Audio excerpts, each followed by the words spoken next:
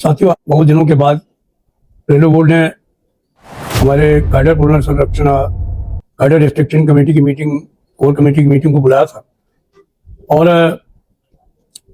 काफ़ी प्रयासों के बाद उन्होंने करीब 15 कैडर्स को जो है वो कुछ राहत पहुंचाने का, सूचना देने का काम किया है, जिनमें कि सीसीटीसी कैडर भी है, जिसमें कि फार्मासिस्ट, नर्सेज, कुक्स, हमारे कंजर्वेंसी स्टाफ है,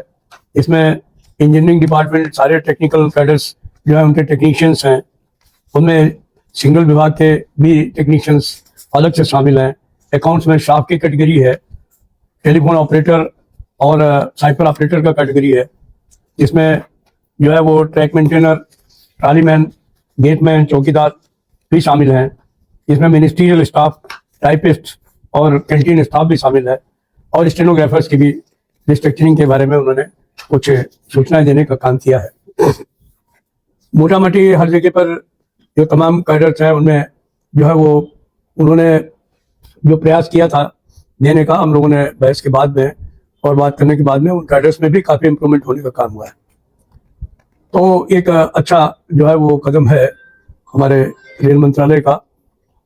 हालांकि ये कैडर रिस्ट्रक्चरिंग जो है वो 2023 में हो जानी चाहिए थी, लेकिन हमें आशा है कि इसको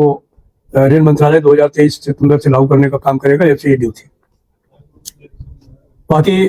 अभी कुछ जो है इसमें कई जगहों पर दिक्कतें भी हैं, जहाँ पर कि उन्होंने कहा कि जहाँ हम लोगों ने नए ग्रेड्स मांगे थे, जैसे कि हम लोगों ने 4200 का ग्रेड पे मांगा हुआ है ट्रैकमैन के कैडर में, हम लोगों ने टेक्नीशियन के कैडर में 4600 का ग्रेड पे मांगा है,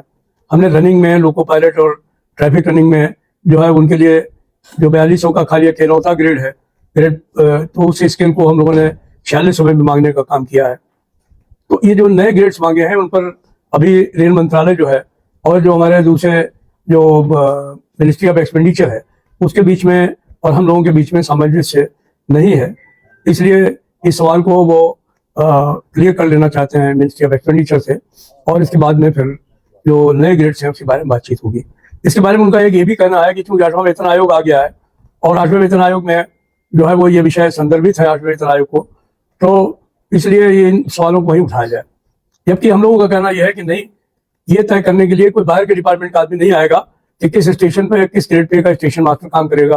कहाँ पर किस ग्रेड पे का टेक्नीशियन काम करेगा, कहाँ मास्टर टेक्नीशियन काम करेगा,